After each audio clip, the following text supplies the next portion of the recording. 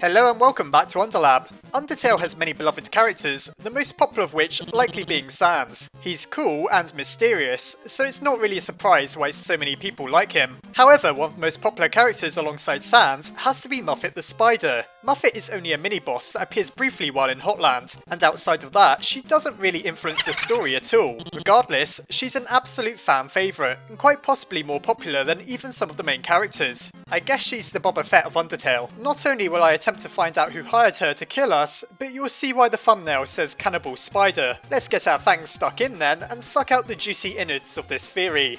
You know what I mean.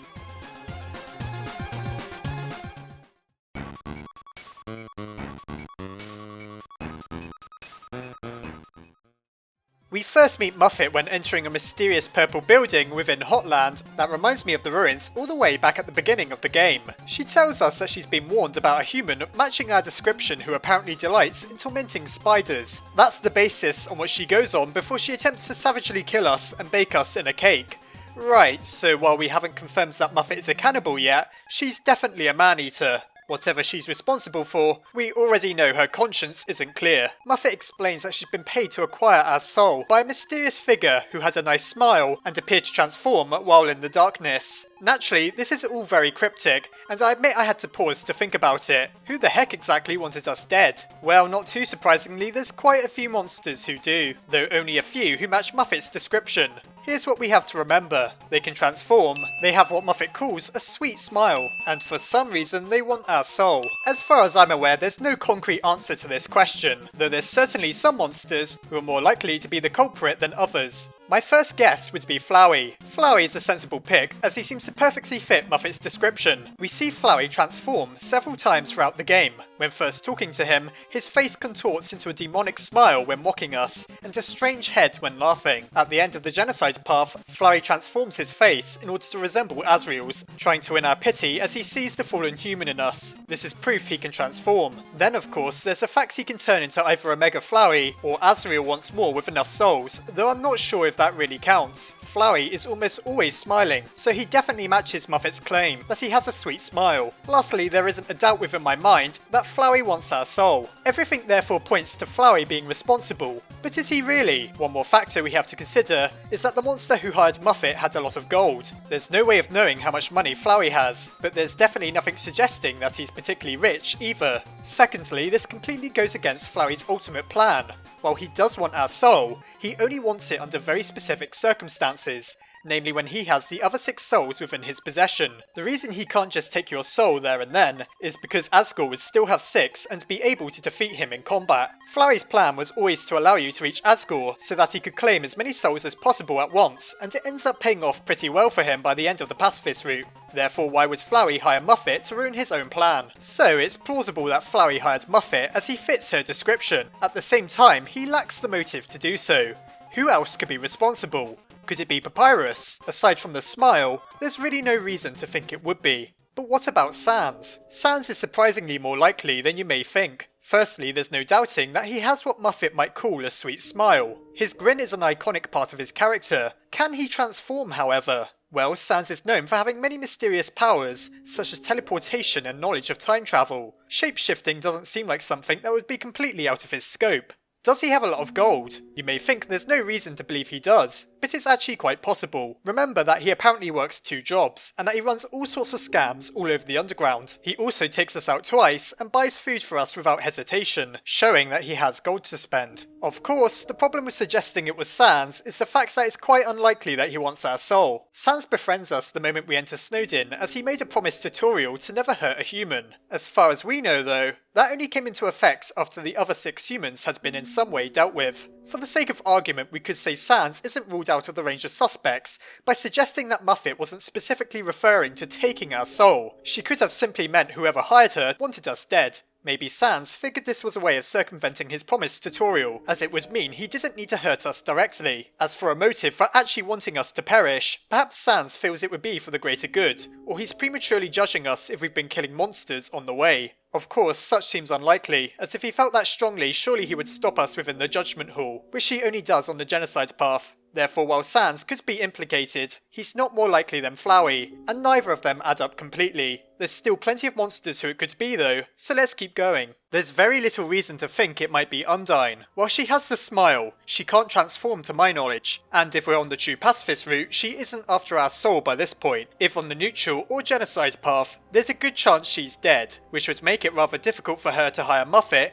unless done in advance. Finally, Undyne seems to have difficulty in not sweating like overcooked sushi when in Hotland anyhow, so the chance that Undyne hired Muffet is almost non-existent. What about Alfie's? It isn't impossible. She's in the right location to have quick access to speak to Muffet. She'd likely have the gold to afford it, as I'm sure working as the royal scientist pays well. Can she shapeshift though? It's highly unlikely, though she could always have invented a device that allows her to do so. Does she have a sweet smile? Alfie smiles a fair bit, though it's not really a notable trait of her character. Though what would her motive be? Maybe she wanted to add a little more tension to her stage drama with the human, but hiring Muffet seems to be a pretty misguided idea. Every other time, either Metaton or something she invented is involved, so she can easily shut it down if it gets out of control, though that's just something she can't do if Muffet tried to kill Frisk. Judging by the evidence, I'd say Alfie's is guilt-free. A character I'm sure a lot of you have had on your minds since this video started might have been Gaster. I realise the Gaster mystery has apparently been solved by the game theorist, so anything I say when referring to him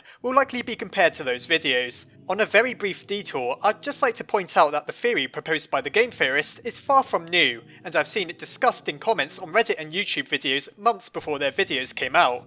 They've done a good job at correlating evidence and making it seem plausible, though I still agree with myself when I said that Gaster is a mystery that exists purely to be mysterious. With that in mind, let's discuss the possibility that Gaster hired Muffet. We don't know what Gaster looks like, but a very popular theory is that he's the strange smiling man we find within Waterfall, when our thumb value is set to a certain amount. Therefore Gaster certainly may have the sweet smile that Muffet mentioned. Can Gaster transform?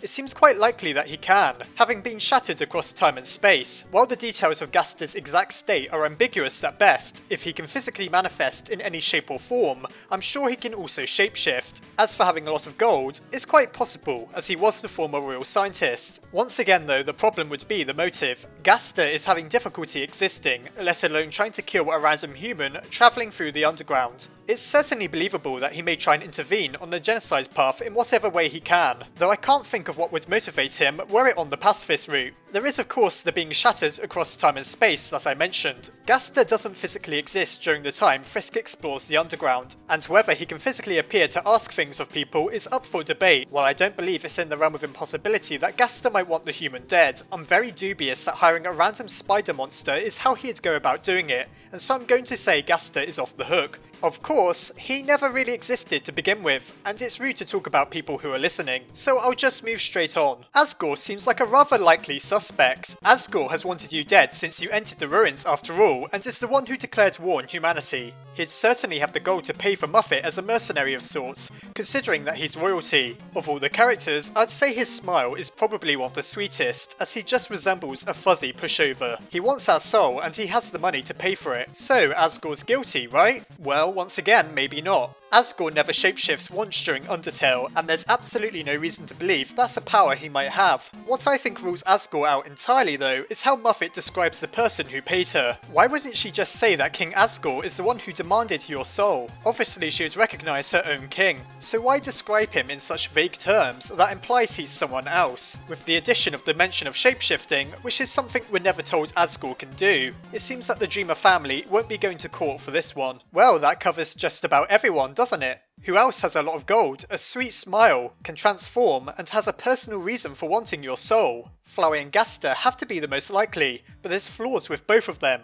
But wait a second. There is a monster in the underground who's rich, famous, and could quite easily afford a hitman. That same monster is known for their charm and their lovely smile when they transform into their special body. Lastly, this monster wants to go to the surface more than most other monsters because they want to entertain the whole world. That's right, it's Metaton. Metaton seems without a doubt to be the most likely suspect. There isn't complete confirmation in the game, but all the evidence points to him. He fits Muffet's description perfectly, and while we don't know why he would feel the need to transform in front of her, we know it's something he could do. He definitely wants your soul, as he doesn't believe you can make it past Asgore. Remember, as I said, if Sans felt so strongly about killing you that he hires Muffet, then why does he only attack you on the genocide path? Metaton attacks you regardless of what path you're on, proving that once the Hitman plan fell through, he was willing to commit to his scheme. There's no doubt that he has a lot of gold from being the Underground's #1 personality, and lastly, in his EX form, it isn't Metaton if he doesn't have a sweet smile. Thanks Metaton, but next time I'll just bring some bug spray if hiring spiders is the epitome of your malicious scheming.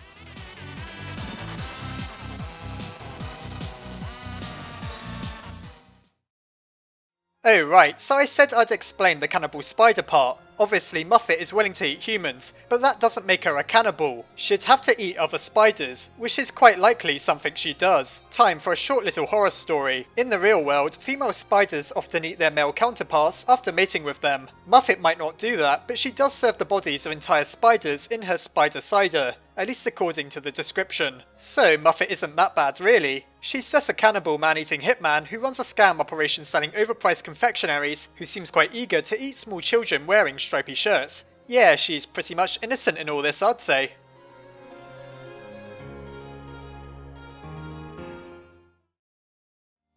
Well, I feel a bit like Phoenix Wright or Sherlock Holmes after getting to the bottom of that case. Of course, all the evidence is circumstantial. Unfortunately, Metaton is walking away free, as we can't pin the crime on him with 100% certainty. As I said, I believe the case is still subject to debate, so feel free to tell me if you think it's someone different, or if you agree with me in the comments. Anyhow, I hope you enjoyed the video, try not to get stuck in Muffet's web, and I'll see you next time.